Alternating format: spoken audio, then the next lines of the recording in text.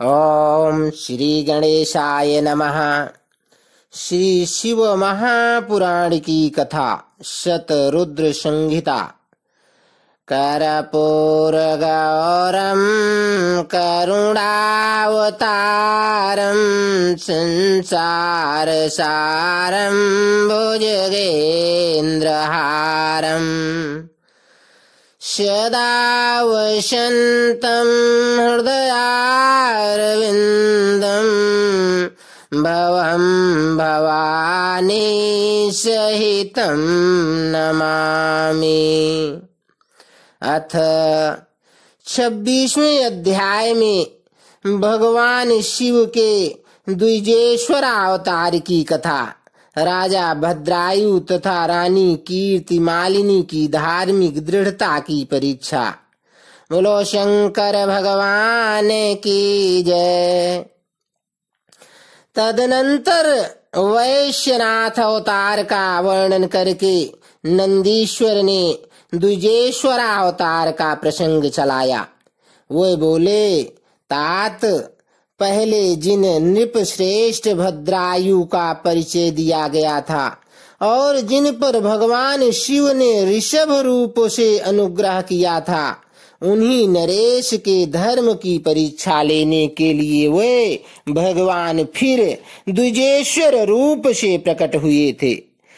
ऋषभ के प्रभाव से रणभूमि में शत्रुओं पर विजय पाकर शक्तिशाली राजकुमार भद्रायु जब राज्य सिंहासन पर आरूढ़ हुए, तब राजा चंद्रांगद तथा रानी सीमंतिनी की बेटी सती साध्वी कीर्ति मालिनी के साथ उनका विवाह हुआ। किसी समय राजा भद्रायु ने अपनी धर्मपत्नी के साथ वसंत ऋतु में वन विहार करने के लिए एक गहन वन में प्रवेश किया।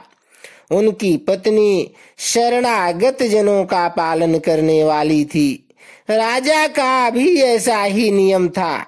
उन राज दंपति की धर्म में कितनी दृढ़ता है, इसकी परीक्षा के लिए पार्वती सहित भगवान शिव ने एक लीला रची। शिवा और शिव उस वन में ब्राह्मणी और ब्राह्मण के रूप में प्रकट हुए। उन दोनों ने लीला पूर्वक एक मायामय व्याघ्र का निर्माण किया।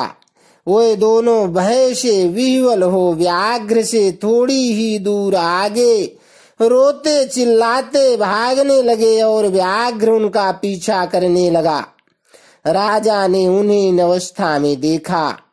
वे ब्राह्मण दंपति भी भय से विह्वल हो महाराज की शरण में गए और इस प्रकार बोले। ब्राह्मण दंपति ने कहा, महाराज, हमारी रक्षा कीजिए, रक्षा कीजिए। वो व्याघ्र हम दोनों को खा जाने के लिए आ रहा है। समस्त प्राणियों को काल के समान भय देने वाला यह हिंसक प्राणी हमें अपना आहार बनाए, इसके पूर्व ही आप हम दोनों को बचा लीजिए। उन दोनों का यह करुण क्रंदन सुनकर महावीर राजा ने ज्यों ही धनुष उठाया, त्यों ही वो व्याघ्र उनके निकट आ पहुंचा। उसने ब्राह्मणी को पकड़ लिया। वह बेचारी हा नाथ, हा नाथ, हा प्राण वल्लभ, हा शंभो, हा जगत गुरु इत्यादि कहकर रोने और विलाप करने लगी। व्याघ्र बड़ा भयानक था।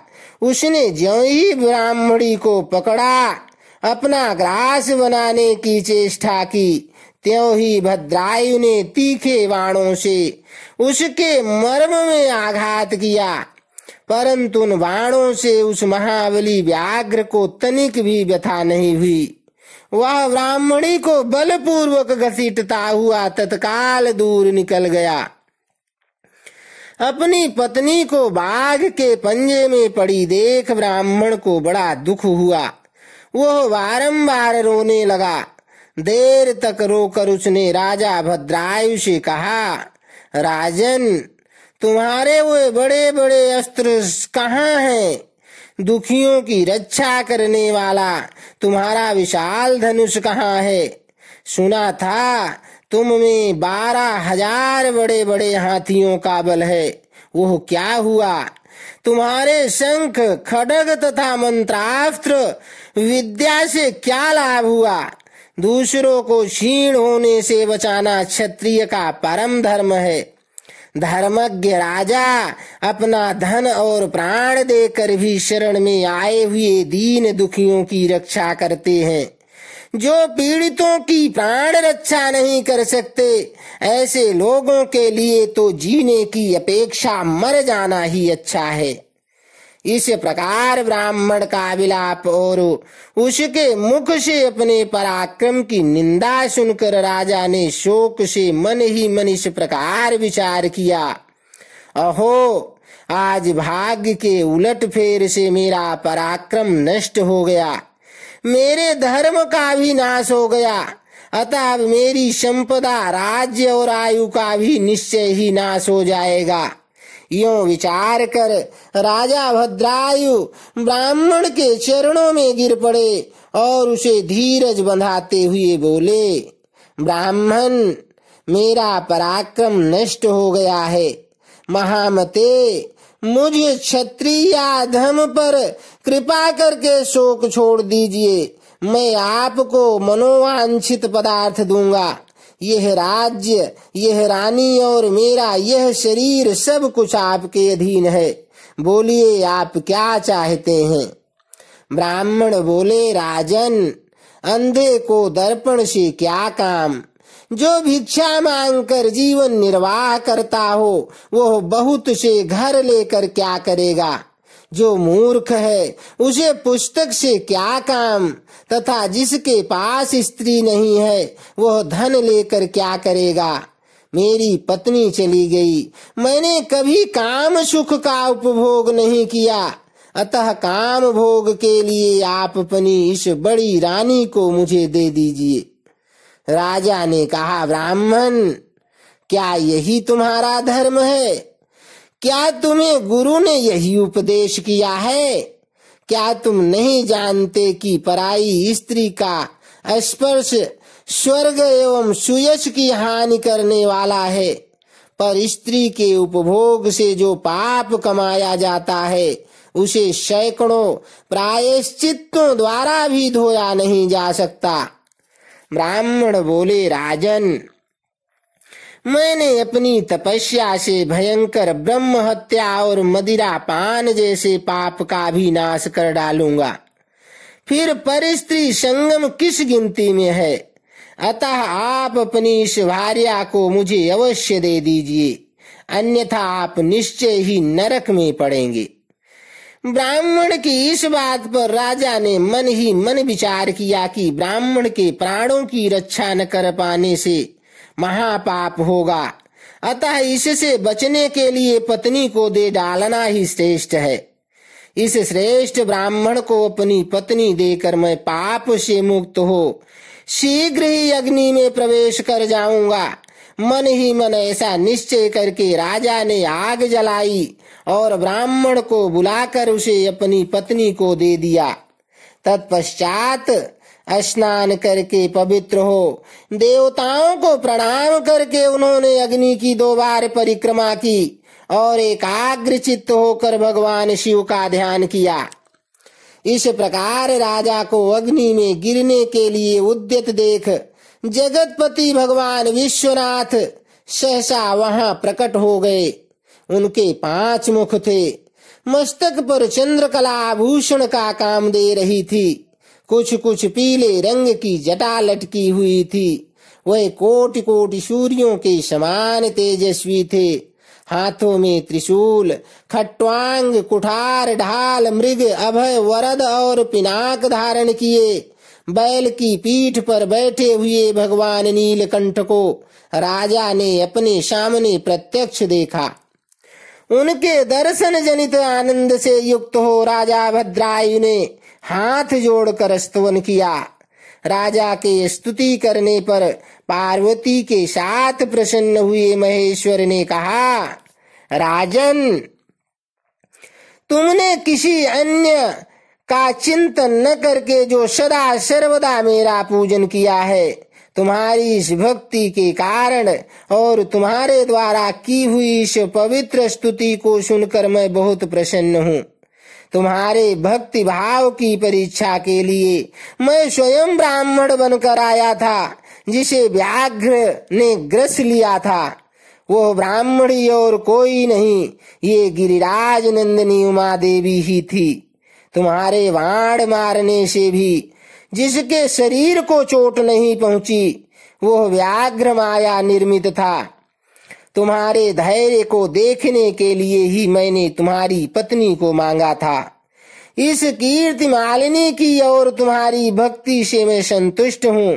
तुम कोई दुर्लभ वर मांगो, मैं उसे दूंगा। राजा बोले, देव, आप साक्षात परमेश्वर हैं। आपने सांसारिक ताप से घिरे हुए मुझ अधम को जो प्रत्यक्ष दर्शन दिया है, यही मेरे लिए महान वर है। देव, आप वरदाताओं में श्रेष्ठ हैं। आपसे मैं दूसरा कोई वर नहीं मांगता।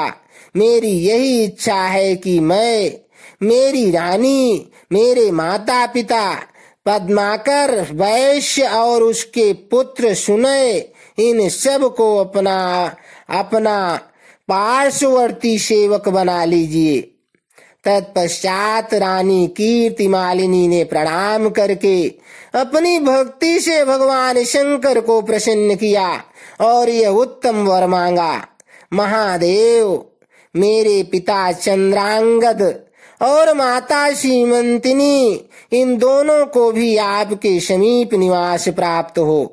भक्तवत्सल भगवान गौरीपति ने प्रसन्न होकर एवमस्तु कहा और उन दोनों पति पत्नी को इच्छा अनुसार वर देकर वे क्षण भर में अंतर ध्यान हो गए।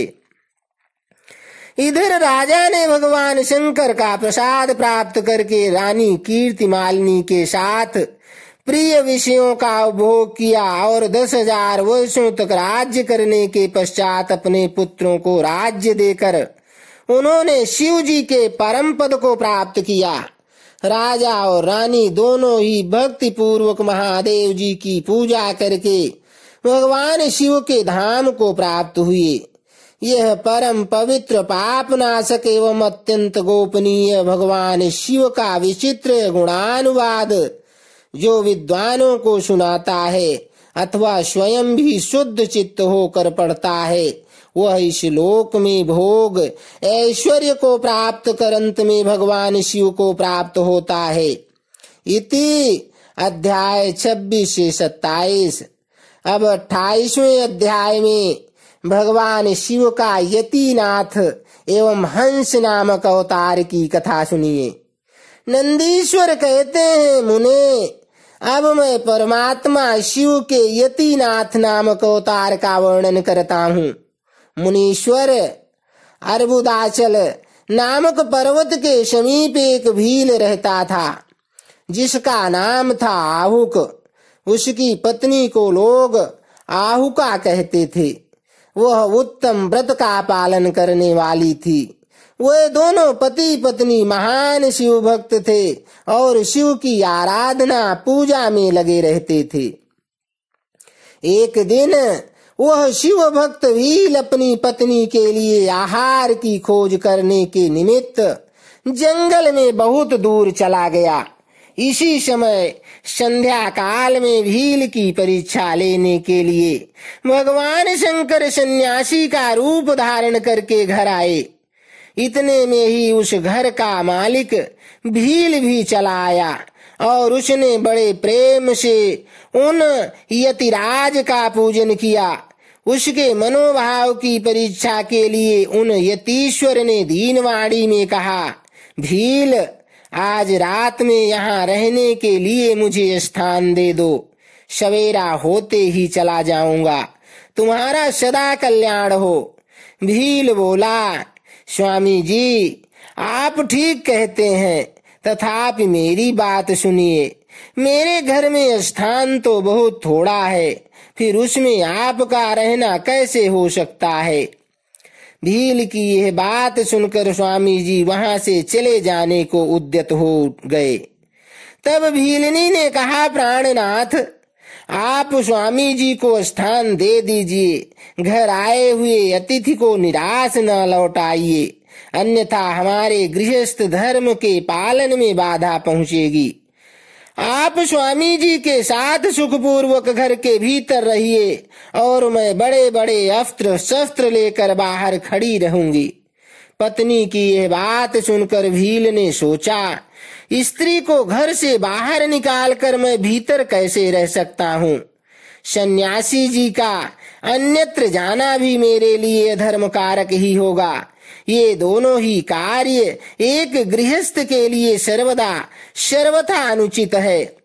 अतः मुझे ही घर के बाहर रहना चाहिए। जो होनहार होगी वह तो होकर ही रहेगी।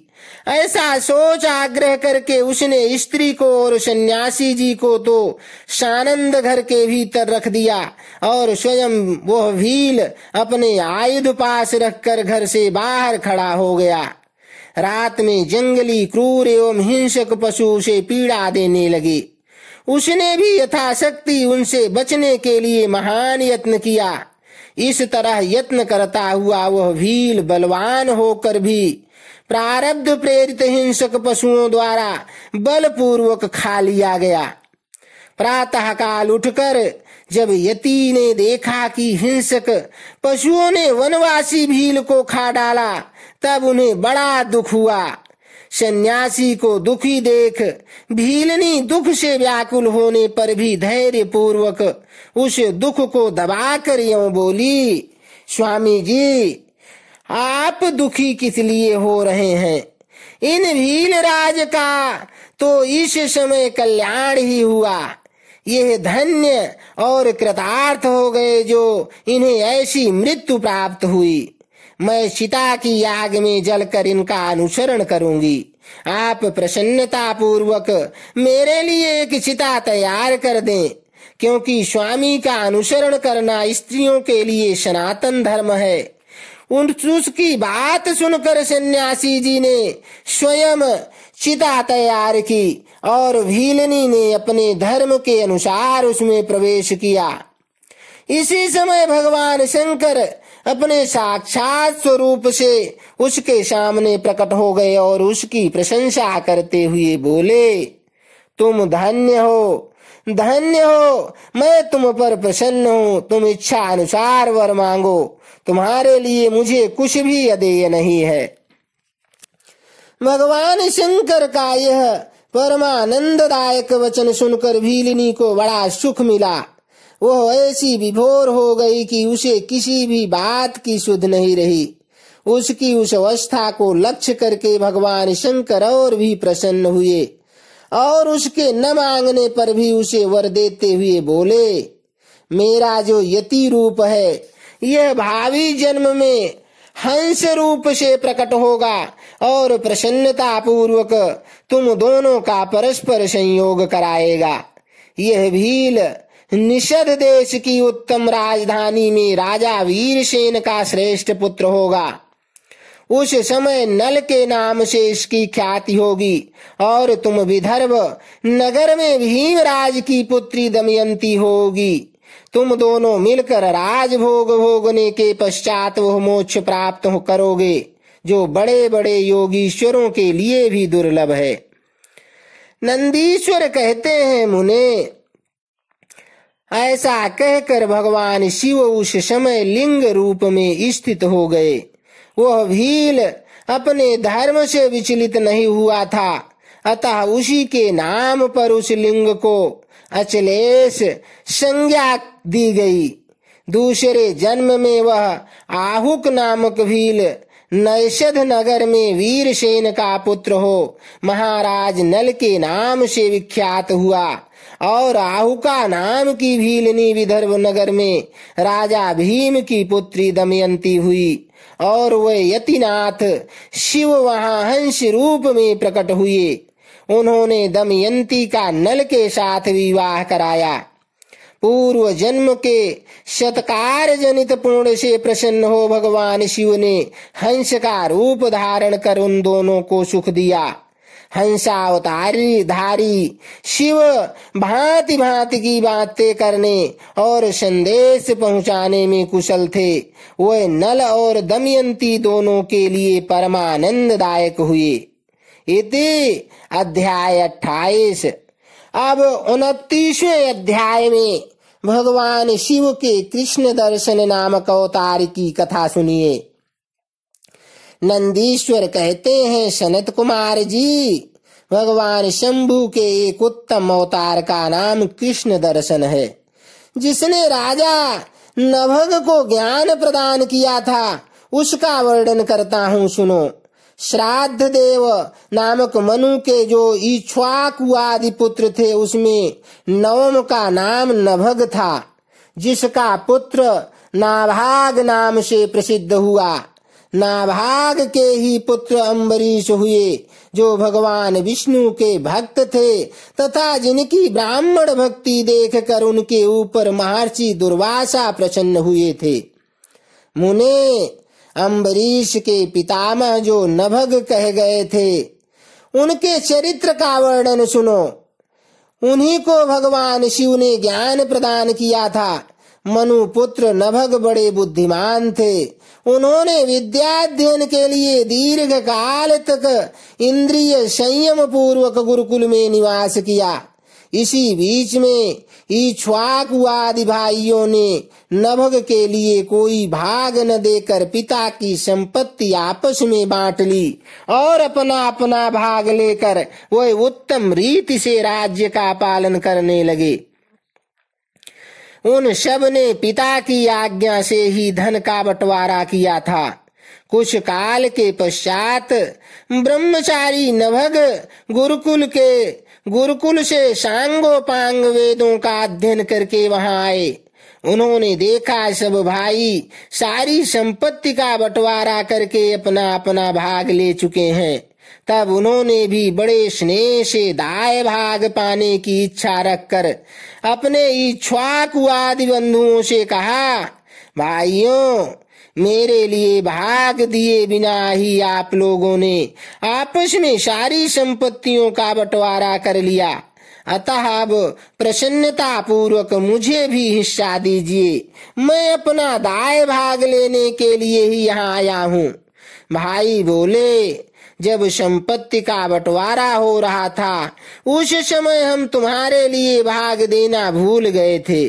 अब इस समय पिताजी को ही तुम्हारे हिस्से में देते हैं, तुम उन्हीं को ले लो, इसमें संशय नहीं है। भाइयों का यह वचन सुनकर नभग को बड़ा विस्मय हुआ। वे पिता के पास जाकर बोले, तात, मैं विद्याध्ययन के लिए गुरुकुल में गया था और वहां अब तक ब्रह्मचारी रहा हूँ। इसी बीच में भाइयों ने मुझे छोड़कर आपस में धन का बंटवारा कर लिया। वहां से लौटकर जब मैंने अपने हिस्से के बारे में उनसे पूछा, तब उन्होंने आपको मेरा हिस्सा बता दिया, अतः उसके लिए मैं आपकी सेवा में आया हूँ। नभग की वह बात सुनकर पिता को बड़ा विस्मय हुआ। श्राद्ध देव ने पुत्र को आश्वासन देते हुए कहा, बेटा, भाइयों की उस बात पर विश्वास न करो, वह उन्होंने तुम्हें ठगने के लिए कही है। मैं तुम्हारे लिए भोग साधक उत्तम दाय नहीं बन सकता, तथापि उन वंचकों ने यदि तुम मुझे ही दाय के रूप में तुम्हें दिया है, तो मैं तुम्हारी जीविका का एक उपाय बताता हूँ। सुनो, इन दिनों उत्तम बुद्धि वाले आंगिरस गोत्रीय ब्राह्मण एक बहुत बड़ा यज्ञ कर रहे हैं।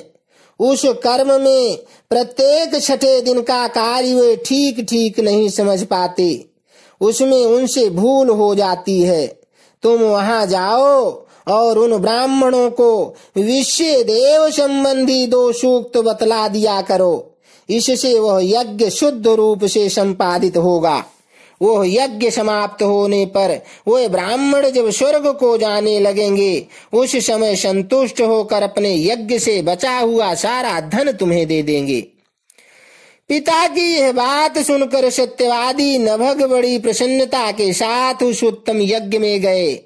मुने, वहां छठे दिन के कर्म में बुद्धिमान मनुपुत्र ने वैश्वदेव संबंधी दोनों सूक्तों को स्पष्ट रूप से उच्चारण किया। यज्ञ कर्म समाप्त होने पर वह आंगिरस ब्राह्मण यज्ञ से बचा हुआ अपना अपना धन नभग को देकर स्वर्ग लोक को चले गए। उस यज्ञ शिष्ट धन को जब ये ग्रहण करने लगे, उस समय सुंदर लीला करने वाले भगवान शिव तत्काल वहां प्रकट हो गए। उनके सारे अंग बड़े सुंदर थे, परंतु नेत्र काले थे। उन्होंने नभग से पूछा, तुम कौन हो जो इस धन को ले रहे हो? यह तो मेरी संपत्ति है, तुम्हें किसने यहाँ भेजा है? सब बातें ठीक ठीक बताओ। नभग ने कहा, यह तो यज्ञ से बचा हुआ धन है, जिसे ऋषियों ने मुझे दिया है। अब यह मेरी ही संपत्ति है, इसको लेने से तुम मुझे कैसे रोक रहे हो? कृष्ण दर्शन ने कहा, तात, हम दोनों के इस झगड़े में तुम्हारे पिता ही पंच रहेंगे। जाकर उनसे पूछो और वह जो निर्णय दे उसे ठीक ठीक यहाँ आकर बताओ। उनकी बात सुनकर नभग ने पिता के पास जाकर उक्त प्रश्न को उनके सामने रखा। श्राद्ध देव को कोई पुरानी बात याद आ गई और उन्होंने भगवान शिव के चरण कमलों का चिंतन करते हुए कहा। मनु बोले, तात, वह पुरुष जो तुम्हें वह धन लेने से रोक रहे हैं, साक्षात भगवान शिव हैं। यूं तो संसार की सारी वस्तु ही उन्हीं की है, परंतु यज्ञ से प्राप्त हुए धन पर उनका विशेष अधिकार है। यज्ञ करने से जो धन बच जाता है उसे भगवान रुद्र का भाग निश्चित किया गया है। अतः यज्ञावशिष्ट सारी वस्तु ग्रहण करने के अधिकारी सर्वेश्वर महादेव जी ही हैं। उनकी इच्छा से ही दूसरे लोग उस वस्तु को ले सकते हैं। भगवान शिव तुम पर कृपा करने के लिए ही वहां वैसा रूप धारण करके आए हैं। तुम वहीं जाओ और उन्हें प्रसन्न करो। अपने अपराध के लिए क्षमा मांगो और प्रणाम पूर्वक उनकी स्तुति करो। नभग पिता की आज्ञा से वहां गए और भगवान को प्रणाम करके हाथ जोड़कर बोले, महेश्वर, यह सारी त्रिलोकी ही आपकी है। फिर यज्ञ से बचे हुए धन के लिए तो कहना ही क्या है, निश्चय ही इस पर आपका अधिकार है। यही मेरे पिता ने निर्णय दिया है। नाथ, मैंने यथार्थ बात न जानने के कारण भ्रमवश जो कुछ कहा है, मेरे उस अपराध को क्षमा कीजिए। मैं आपके चरणों में मस्तक रखकर यह प्रार्थना करता हूँ कि आप मुझ पर प्रसन्न हो।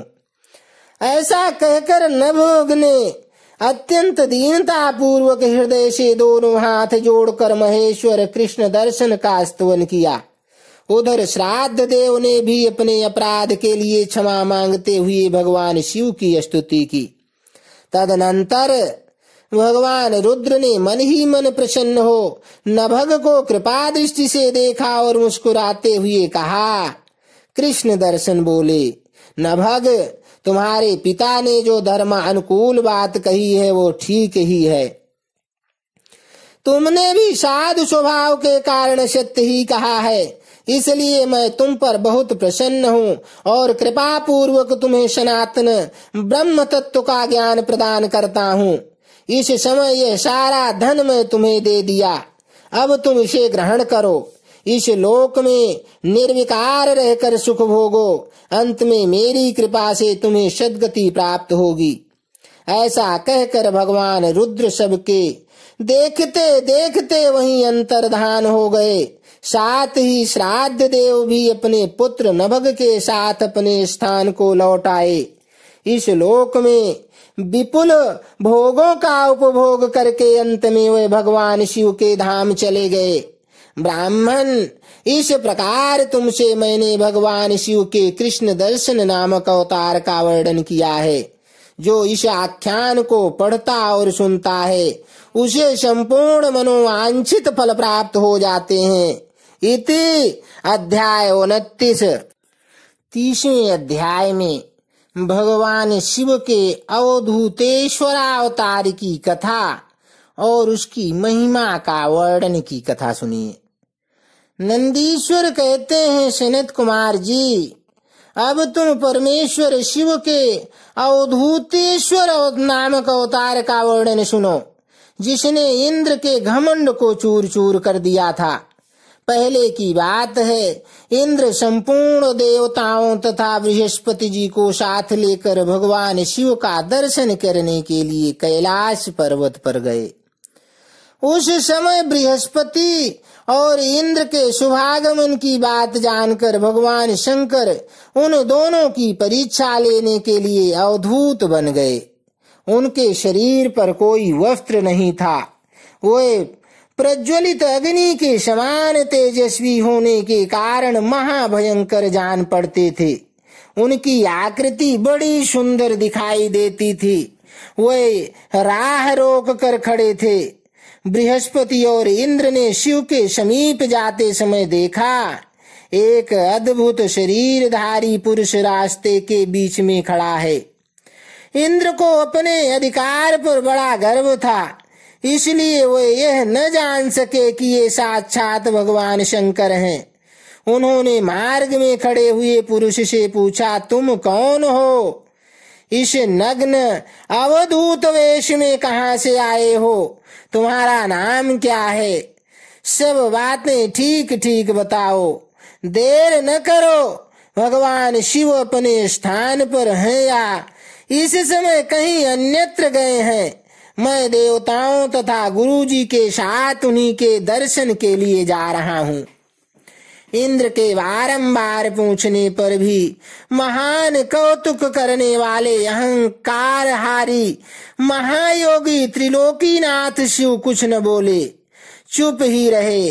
तब अपने ऐश्वर्य का घमंड रखने वाले देवराज इंद्र ने रोष में आकर उस जटाधारी पुरुष को फटकारा और इस प्रकार कहा। इंद्र बोले, अरे मूढ़ दुर्मते, तू बार बार पूछने पर भी उत्तर नहीं देता, अतः तुझे वज्र से मारता हूँ, देखूं कौन तेरी रक्षा करता है। ऐसा कहकर उस दिगंबर पुरुष की ओर क्रोध पूर्वक देखते हुए इंद्र ने उसे मार डालने के लिए वज्र उठाया। यह देख भगवान शंकर ने शीघ्र ही उस वज्र का स्तंभन कर दिया। उसकी बाह अकड़ गई, इसलिए वह वज्र का प्रहार न कर सके। तदनंतर वह पुरुष तत्काल ही क्रोध के कारण तेज से प्रज्वलित हो उठा, मानो इंद्र को जलाए देता हो। भुजाओं के स्तंभित हो जाने के कारण शची बल्लभ इंद्र क्रोध से उस शर्ब की भांति जलने लगे, जिसका पराक्रम मंत्र के बल से और रुद्र हो गया है। बृहस्पति ने उस पुरुष को अपने तेज से प्रज्वलित होता देख तत्काल ही ये समझ लिया कि ये साक्षात भगवान हर हैं। फिर तो वे हाथ जोड़कर प्रणाम करके उनकी स्तुति करने लगे। स्तुति के पश्चात उन्होंने इंद्र को उनके चरणों में गिरा दिया और कहा, दीनानाथ महादेव, यह इंद्र आपके चरणों में पड़ा है, आप इसका और मेरा उद्धार करें। हम दोनों पर क्रोध नहीं प्रेम करें। हे महादेव जी, शरणागत इंद्र की रक्षा कीजिए। आपके ललाट से प्रकट हुई यह आग इन्हें जलाने के लिए आ रही है। बृहस्पति की यह बात सुनकर अवधूत वेशधारी करुणा सिंधु शिव ने हंसते हुए कहा, अपने नेत्र से रोषवश बाहर निकली हुई अग्नि को मैं पुनः कैसे धारण कर सकता हूँ? क्या सर्प अपनी छोड़ी हुई केचुल को फिर ग्रहण कर सकता है? बृहस्पति बोले, देव भगवान भक्त सदा ही कृपा के पात्र होते हैं। आप अपने भक्त वत्सल नाम को चरितार्थ कीजिए और इस भयंकर तेज को कहीं अन्यत्र डाल दीजिए। रुद्र ने कहा, देव गुरु, मैं तुम पर प्रसन्न हूँ, इसलिए उत्तम वर देता हूँ। इंद्र को जीवन दान देने के कारण आज से तुम्हारा एक नाम जीव भी होगा। मेरे ललाटवर्ती नेत्र से जो यह आग प्रकट हुई है, इसे देवता नहीं सह सकते, अतः इसको मैं बहुत दूर छोड़ूंगा, जिससे यह इंद्र को पीड़ा न दे सके। ऐसा कहकर अपने तेज स्वरूप उस अद्भुत अग्नि को हाथ में लेकर भगवान शिव ने क्षार समुद्र में फेंक दिया। वहां फेंके जाते ही भगवान शिव का वह तेज तत्काल एक बालक के रूप में परिणत हो गया, जो सिंधु पुत्र जलंधर नाम से विख्यात हुआ। फिर देवताओं की प्रार्थना से भगवान शिव ने ही असुरों के स्वामी जलंधर का वध किया था। अवधूत रूप से ऐसी सुंदर लीला करके लोक कल्याणकारी शंकर वहां से अंतर्धान हो गए। फिर सब देवता अत्यंत निर्भय एवं सुखी हुए। इंद्र और बृहस्पति भी उस भय से मुक्त हो उत्तम सुख के भागी हुए। जिसके लिए उनका आना हुआ था, वह भगवान शिव का दर्शन पाकर कृतार्थ हुए। इंद्र और बृहस्पति प्रसन्नता पूर्वक अपने स्थान को चले गए। सनत कुमार जी, इस प्रकार मैंने तुमसे परमेश्वर शिव के अवधूतेश्वर नामक अवतार का वर्णन किया है, जो दुष्टों को दंड एवं भक्तों को परम आनंद प्रदान करने वाला है। यह दिव्य आख्यान पाप का निवारण करके यश, स्वर्ग, भोग, मोक्ष तथा संपूर्ण मनोवांछित फल की प्राप्ति कराने वाला है। जो प्रतिदिन एकाग्र चित्त हो इसे सुनता या सुनाता है, वह इह लोक में संपूर्ण सुखों का उपभोग करके अंत में शिव की गति प्राप्त कर लेता है। इति अध्याय 30। अब आगे 31वें अध्याय में भगवान शिव के भिक्षु वर्यावतार की कथा, राजा राजकुमार और द्विज कुमार पर कृपा की कथा सुनिए। नंदीश्वर कहते हैं, मुनि श्रेष्ठ, अब तो भगवान शंभु के नारी संदेह भंजक भिक्षु अवतार का वर्णन सुनो, जिसे उन्होंने अपने भक्त पर दया करके ग्रहण किया था। विदर्भ देश में सत्यरथ नाम से प्रसिद्ध एक राजा थे, जो धर्म में तत्पर, सत्यशील और बड़े बड़े शिव भक्तों से प्रेम करने वाले थे। धर्म पूर्वक पृथ्वी का पालन करते हुए उनका बहुत सा समय सुख पूर्वक बीत गया। तदनंतर किसी समय शाल्व देश के राजाओं ने उस राजा की राजधानी पर आक्रमण करके उसे चारों ओर से घेर लिया। बलोन्मत्त शाल्व देशीय क्षत्रियों के साथ, जिनके पास बहुत बड़ी सेना थी, राजा सत्यरथ का बड़ा भयंकर युद्ध हुआ। शत्रुओं के साथ दारुण युद्ध करके उनकी बड़ी भारी सेना नष्ट हो गई। फिर दैव योग से राजा भी शाल्वों के हाथों से मारे गए। उन नरेश के मारे जाने पर मरने से बचे हुए सैनिक मंत्रियों सहित भय से विह्वल हो भाग खड़े हुए। मुने, उस समय विदर्भराज सत्यरथ की महारानी शत्रुओं से घिरी होने पर भी कोई प्रयत्न करके रात के समय अपने नगर से बाहर निकल गई। वह गर्भवती थी, अतः शोक से संतप्त हो भगवान शंकर के चरणारविंदों का चिंतन करती हुई वह धीरे धीरे पूर्व दिशा की ओर बहुत दूर चली गई। सवेरा होने पर रानी ने भगवान शंकर की दया से एक निर्मल सरोवर देखा। उस समय तक वह बहुत दूर का रास्ता तय कर चुकी थी। सरोवर के तट पर आकर वह सुकुमारी रानी एक छायादार वृक्ष के नीचे बैठ गई। भाग्यवश उसी निर्जन स्थान में वृक्ष के नीचे ही रानी ने उत्तम गुणों से युक्त शुभ मुहूर्त में एक दिव्य बालक को जन्म दिया, जो सभी शुभ लक्षणों से संपन्न था। दैववश उस बालक की जननी महारानी को बड़े जोर की प्यास लगी। तब वह पानी पीने के लिए उस सरोवर में उतरी। इतने में ही एक बड़े भारी ग्राह ने आकर रानी को अपना ग्रास बना लिया। वह बालक पैदा होते ही माता पिता से हीन हो गया और भूख प्यास से पीड़ित हो उस तालाब के किनारे जोर जोर से रोने लगा।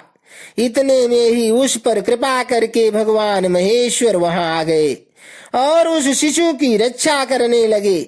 उन्हीं की प्रेरणा से एक ब्रह्माणी अकस्मात वहां आ गई। वह विधवा थी, घर घर भीख मांगकर जीवन निर्वाह करती थी और अपने 1 वर्ष के बालक को गोद में लिए हुए उस तालाब के तट पर पहुंची थी। उसने एक अनाथ शिशु को वहां क्रंदन करते देखा। निर्जन वन में उस बालक को देखकर ब्रह्माणी को बड़ा विस्मय हुआ और वह मन ही मन विचार करने लगी, अहो, यह मुझे इस समय बड़े आश्चर्य की बात दिखाई देती है कि यह नवजात शिशु जिसकी नाल भी अभी तक नहीं कटी है पृथ्वी पर पड़ा हुआ है। इसकी माँ भी नहीं है, पिता आदि दूसरे कोई सहायक भी यहाँ नहीं दिखाई देते। क्या कारण हो गया? न जाने यह किसका पुत्र है। इसे जानने वाला यहाँ कोई भी नहीं है जिससे इसके जन्म के विषय में पूछूं। इसे देखकर मेरे हृदय में करुणा उत्पन्न हो गई है। मैं इस बालक का अपने औरस पुत्र की भांति पालन पोषण करना चाहती हूँ, परंतु इसके कुल और जन्म आदि का ज्ञान न होने के कारण इसे छूने का साहस नहीं होता। ब्रह्माणी जब इस प्रकार विचार कर रही थी उस समय भक्तवत्सल भगवान शंकर ने बड़ी कृपा की। बड़ी बड़ी लीलाएं करने वाले महेश्वर एक सन्यासी का रूप धारण करके सहसा वहां पहुंचे, जहां वह ब्रह्माणी संदेह में पड़ी हुई थी और श्रेष्ठ यथार्थ बात को जानना चाहती थी। श्रेष्ठ भिक्षु का रूप धारण करके आए हुए करुणा निधान शिव ने उससे हंसकर कहा, ब्रह्माणी, अपने चित्त में संदेह और खेद को स्थान न दो। यह बालक परम पवित्र है। तुम इसे अपना ही पुत्र समझो और प्रेम पूर्वक इसका पालन करो। ब्रह्माणी बोली, प्रभो, आप मेरे भाग्य से ही यहाँ पधारे हैं, इसमें संदेह नहीं है कि मैं आपकी आज्ञा से इस बालक का अपने पुत्र की ही भांति पालन पोषण करूंगी। तथापि मैं विशेष रूप से यह जानना चाहती हूँ कि ये वास्तव में यह कौन है, किसका पुत्र है और आप कौन हैं जो इस समय यहाँ पधारे हैं। भिक्षुवर, मेरे मन में बार बार यह बात आती है कि आप करुणा सिंधु शिव ही हैं और यह बालक पूर्व जन्म में आपका भक्त रहा है। किसी कर्म दोष से यह इस दुरावस्था में पड़ रह गया है। इसे भोग कर यह पुनः आपकी कृपा से परम कल्याण का भागी होगा। मैं भी आपकी माया से ही मोहित हो मार्ग भूल कर यहाँ आ गई हूँ। आपने ही इसके पालन के लिए मुझे यहाँ भेजा है। भिक्षु प्रवर शिव ने कहा, ब्रह्माणी सुनो, यह बालक शिव भक्त विदर्भराज सत्यरथ का पुत्र है। सत्यरथ को साल्व देशीय क्षत्रियों ने युद्ध में मार डाला है। उसकी पत्नी अत्यंत व्यग्र हो रात में शीघ्रता पूर्वक अपने महल से बाहर भाग आई थी। उन्होंने यहाँ आकर इस बालक को जन्म दिया। सवेरा होने पर वह प्यास से पीड़ित हो सरोवर में उतरी। उसी समय दैव से ग्राह ने आकर उन्हें अपना आहार बना लिया। ब्राह्मणी ने पूछा, भिक्षुदेव, क्या कारण है कि इसके पिता राजा सत्यरथ श्रेष्ठ भोगों के उपभोग के समय बीच में ही साल्व देशी शत्रुओं द्वारा मार डाले गए? किस कारण से इस शिशु की माता को ग्राह ने खा लिया और यह शिशु जो जन्म से ही अनाथ और बंधुहीन हो गया, इसका क्या कारण है? मेरा अपना पुत्र भी अत्यंत दरिद्र एवं भिक्षुक क्यों हुआ तथा मेरे इन दोनों पुत्रों को भविष्य में कैसे सुख प्राप्त होगा? भिक्षुवर्य शिव ने कहा, इस राजकुमार के पिता विदर्भराज पूर्व काल में पांड्य देश के श्रेष्ठ राजा थे। वे सर्व धर्मों के ज्ञाता थे और संपूर्ण पृथ्वी का धर्म पूर्वक पालन करते थे। एक दिन प्रदोष काल में राजा भगवान शंकर का पूजन कर रहे थे और बड़ी भक्ति से त्रिलोकीनाथ महादेव जी की आराधना में संलग्न थे। उसी समय नगर में सब ओर बड़ा भारी कोलाहल मचा। उस उत्कट शब्द को सुनकर राजा ने बीच में ही भगवान शंकर की पूजा छोड़ दी और नगर में क्षोभ फैलने की आशंका से राजभवन से बाहर निकल गए। इसी समय राजा का महाबली मंत्री शत्रु को पकड़कर उनके समीप ले आया। वह शत्रु पांड्यराज का ही सामंत था। उसे देखकर राजा ने क्रोध पूर्वक उसका मस्तक कटवा दिया। शिव पूजा छोड़कर नियम को समाप्त किए बिना ही राजा ने रात में भोजन भी कर लिया। इसी प्रकार राजकुमार भी प्रदोष काल में शिव जी की पूजा किए बिना ही भोजन करके सो गया। वहीं राजा दूसरे जन्म में विदर्भ राज हुआ था।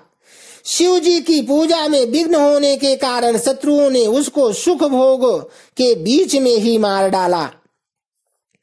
पूर्व जन्म में जो उसका पुत्र था वही इस जन्म में भी हुआ। शिव जी की पूजा का उल्लंघन करने के कारण यह दरिद्रता को प्राप्त हुआ। इसकी माता ने पूर्व जन्म में छल से अपनी सौत को मार डाला था। उस महान पाप के कारण ही वह इस जन्म में ग्राह के द्वारा मारी गई। ब्राह्मणी, ये तुम्हारा पुत्र पूर्व जन्म में उत्तम ब्राह्मण था। इसने सारी आयु केवल दान लेने में बिताई है, यज्ञ आदि सत्कर्म नहीं किए हैं, इसलिए यह दरिद्रता को प्राप्त हुआ है। उस दोष का निवारण करने के लिए अब तुम भगवान शंकर की शरण में जाओ। ये दोनों बालक यज्ञोपवीत संस्कार के पश्चात भगवान शिव की आराधना करें। भगवान शिव इनका कल्याण करेंगे। इस प्रकार ब्रह्माणी को उपदेश देकर भिक्षु श्रेष्ठ सन्यासी का शरीर धारण करने वाले भक्तवत्सल शिव ने उसे अपने उत्तम स्वरूप का दर्शन कराया। उन्हें साक्षात शिव जानकर ब्राह्मण पत्नी ने प्रणाम किया और प्रेम से गदगद वाणी द्वारा उनकी स्तुति की। तत्पश्चात भगवान शिव वहीं अंतर्धान हो गए। उनके चले जाने पर ब्रह्माणी उस बालक को लेकर अपने पुत्र के साथ घर को चली गई। एक चक्रा नाम के सुंदर ग्राम में उसने घर बना रखा था। वह उत्तम अन्न से अपने बेटे तथा राजकुमार का भी पालन पोषण करने लगी। यथा समय ब्राह्मणों ने उन दोनों का यज्ञोपवीत संस्कार करा दिया। वे दोनों शिव की पूजा में तत्पर रहते हुए घर पर ही बड़े हुए। शांडिल्य मुनि के उपदेश से नियम परायण हो वे दोनों शुभ व्रत रखकर प्रदोष काल में शंकर जी की पूजा करते थे। एक दिन द्विज कुमार राजकुमार को साथ लिए बिना ही नदी में स्नान करने के लिए गया। वहां उसे निधि से भरा हुआ एक सुंदर कलश मिल गया। इस प्रकार भगवान शंकर की पूजा करते हुए उन दोनों कुमारों का उसी घर में 1 वर्ष व्यतीत हो गया। तदनंतर एक दिन राजकुमार उस ब्राह्मण कुमार के साथ वन में गया। वहां अकस्मात एक गंधर्व कन्या आ गई। उसके पिता ने वह कन्या राजकुमार को दे दी। गंधर्व कन्या से विवाह करके राजकुमार निष्कंटक राज्य भोगने लगे। जिस ब्राह्मण पत्नी ने पहले अपने पुत्र की भांति उसका पालन पोषण किया था वही उस समय राजमाता हुई और वह ब्राह्मण कुमार उसका भाई हुआ। राजा का नाम धर्मगुप्त था। इस प्रकार देवेश्वर शिव की आराधना करके राजा धर्मगुप्त अपनी उस रानी के साथ विदर्भ देश में राजोचित सुख का उपभोग करने लगा। यह मैंने तुमसे शिव के भिक्षुवर्य अवतार का वर्णन किया है। जिन्होंने राजा धर्मगुप्त को बाल्यकाल में सुख प्रदान किया था। यह पवित्र आख्यान पापहारी परम पावन चारों पुरुषार्थों का साधक तथा संपूर्ण अभीष्ट को देने वाला है। जो प्रतिदिन एकाग्र चित्त होकर इसे सुनता या सुनाता है वह इस लोक में संपूर्ण भोगों का उपभोग करके अंत में भगवान शिव के धाम में जाता है। इति अध्याय 31 अब 32वें अध्याय में शिव के सुरेश्वरावतार की कथा, उपमन्यु की तपस्या और उन्हें उत्तम वर की प्राप्ति की कथा सुनिए।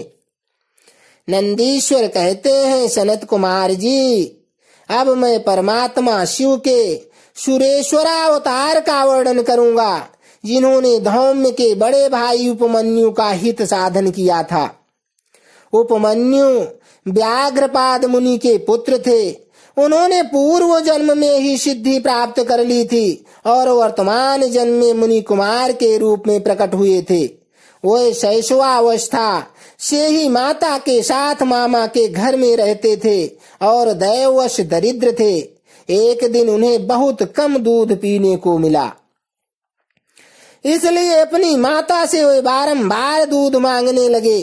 उनकी तपस्विनी माता ने घर के भीतर जाकर एक उपाय किया। उंच वृत्ति से लाए हुए कुछ बीजों को सिल पर पीसा और उन्हें पानी में घोलकर कृत्रिम दूध तैयार किया। फिर बेटे को पुचकार कर वह उसे पीने को दिया। माँ के दिए हुए उस नकली दूध को पीकर बालक उपमन्यु बोले, यह तो दूध नहीं है। इतना कहकर वे फिर रोने लगे। बेटे का रोना धोना सुनकर माँ को बड़ा दुख हुआ। अपने हाथ से उपमन्यु की दोनों आंखें पोंछकर उनकी लक्ष्मी जैसी माता ने कहा, बेटा, हम लोग सदा वन में निवास करते हैं, हमें यहाँ दूध कहाँ से मिल सकता है? भगवान शिव की कृपा के बिना किसी को दूध नहीं मिलता। वत्स, पूर्व जन्म में भगवान शिव के लिए जो कुछ किया गया है, वर्तमान जन्म में वही मिलता है।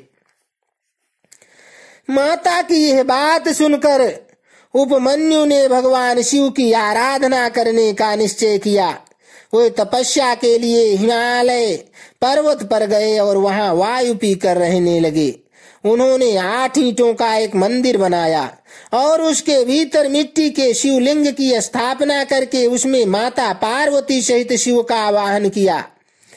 तत्पश्चात जंगल के पत्र पुष्प आदि ले आकर भक्ति भाव से पंचाक्षर मंत्र के उच्चारण पूर्वक शाम शिव की पूजा करने लगे।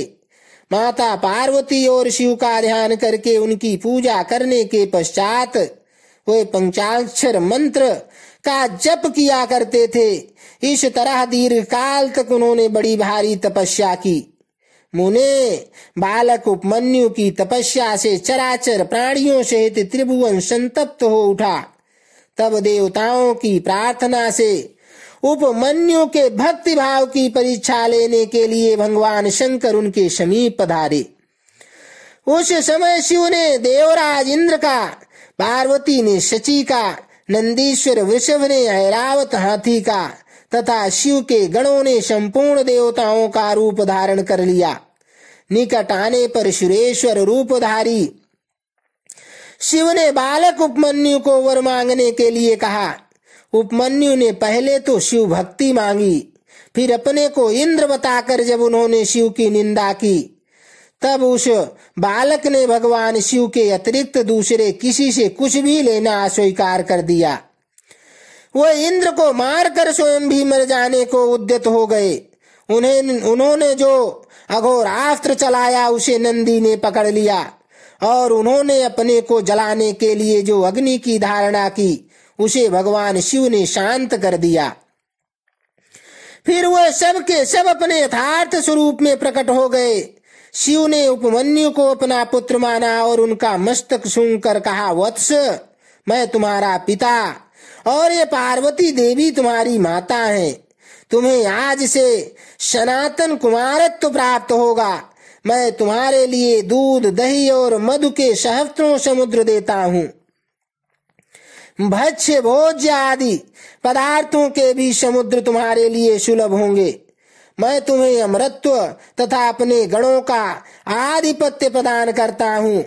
ऐसा कहकर शंभु ने उपमन्यु को बहुत से दिव्य वर दिए।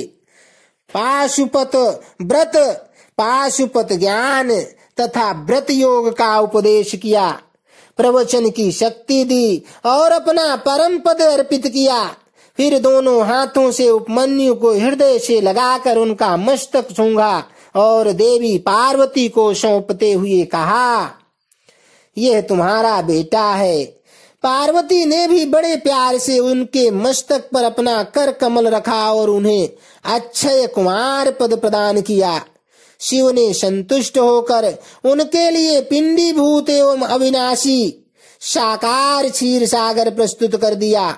साथ ही योग संबंधी ऐश्वर्य, नित्य संतोष, अक्षय ब्रह्म विद्या तथा उत्तम समृद्धि प्रदान की। उनके कुल और गोत्र के अक्षय होने का वरदान दिया और यह भी कहा कि मैं तुम्हारे इस आश्रम पर नित्य निवास करूंगा। इतना कहकर भगवान शिव अंतर्ध्यान हो गए। उपमन्यु वर पाकर प्रसन्नता पूर्वक घर आए। उन्होंने माता से सब बातें बताई। सुनकर माता को बड़ा हर्ष हुआ। उपमन्यु सबके पूजनीय और सब और अधिक सुखी हो गए। तात, इस प्रकार मैंने तुमसे परमेश्वर शिव के सुरेश्वरा अवतार का वर्णन किया है। यह अवतार सत्पुरुषों को सदा ही सुख देने वाला है।